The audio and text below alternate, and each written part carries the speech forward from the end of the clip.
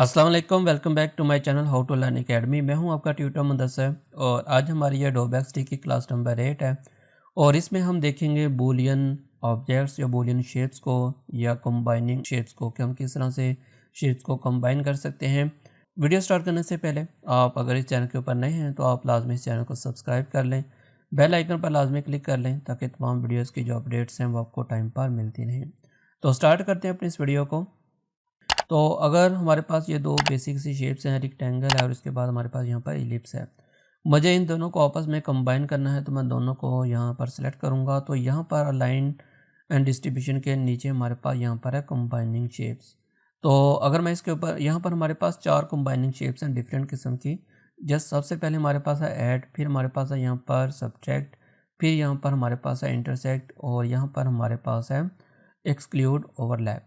तो सबसे पहले हम देखते हैं कि अगर मैं इसको ऐड कर देता हूं तो ऐड की सूरत में हमारे पास ये जो शेप है ये हमारे पास जस्ट अब एक ऑब्जेक्ट बन चुका है। अब अगर मैं इसका कलर वगैरह चेंज करता हूं तो ये सिंपल कलर ही इसमें ऐड होगा।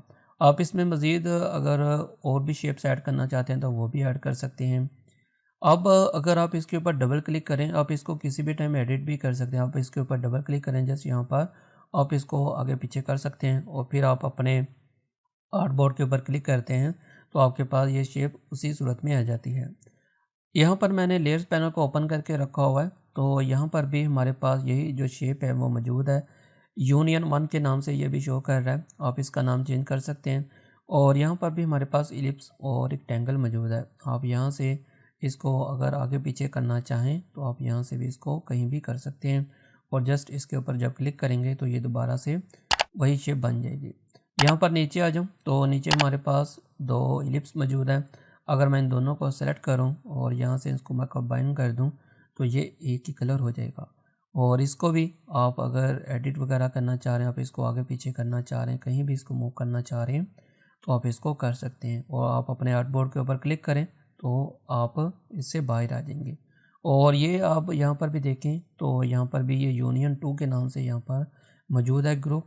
आप इसको अगर अनग्रुप करना चाहते हैं तो आप जस्ट इसके ऊपर यहाँ पर क्लिक करके अनग्रुप कर लें, या अगर आप इसको ख़त्म करना चाह रहे हैं तो आप दोबारा से इसी के ऊपर क्लिक करें तो ये दोबारा से नॉर्मल शेप में आ जाएगी। मैं इन दोनों को सिलेक्ट करता हूँ और यहाँ से इसको ग्रुप कर देता हूँ।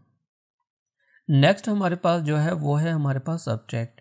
सब्ट्रैक्ट क्या होगा, जो भी आपका ऊपर शेप होगा उसके नीचे वाला शेप वहाँ से सब्ट्रैक्ट हो जाएगा। अब यहाँ पर क्योंकि ये इलिप्स ऊपर मौजूद है तो ये इसमें से सब्ट्रैक्ट जितना पार्ट ये ओवरलैप कर रहा है उतना पार्ट ये सब्ट्रैक्ट कर लेगा। अगर मैं इसको यहाँ पर सब्ट्रैक्ट करूँ तो आप देखें कि ये उतना ही पार्ट यहाँ से सब्ट्रैक्ट हो गया है।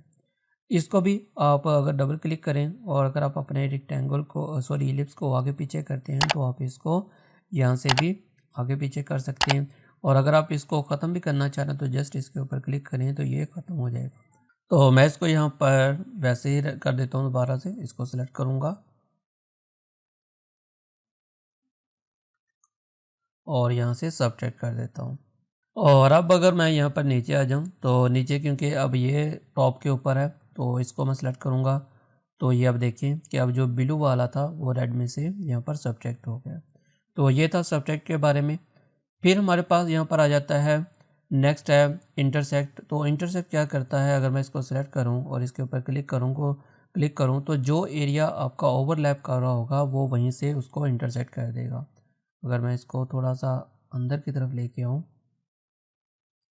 तो ये सॉरी तो ये वहाँ उस एरिया को आपके पास वो एरिया मौजूद रहेगा, जबकि जो बाकी एरिया होगा वो वहाँ से सब्ट्रैक्ट हो जाएगा।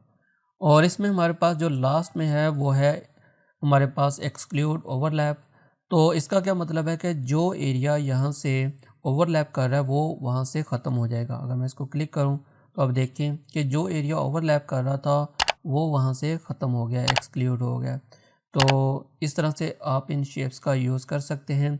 और अगर मैं इसको यहाँ पर नीचे अप्लाई करूँ इसके ऊपर तो ये यहाँ से एक्सक्लूड हो गया। और इसी तरह आप इसको भी यूज़ कर सकते हैं। अब इसके ऊपर क्लिक करें तो ये आपके पास अगर आप पत्ता वगैरह या लीफ वगैरह बनाना चाह रहे हैं तो आप इसकी मदद से आसानी के साथ बना सकते हैं। तो ये लें, आप जस्ट इसकी कॉपी करें और इसको आप यहाँ से रोटेट कर लें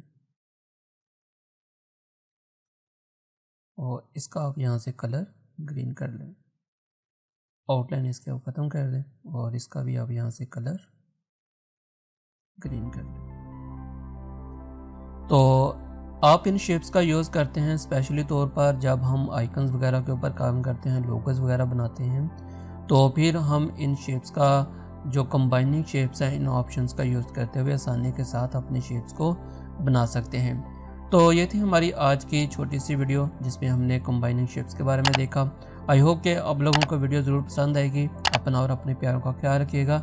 मिलते हैं नेक्स्ट वीडियो में, तब तक के लिए अल्लाह हाफ़िज़।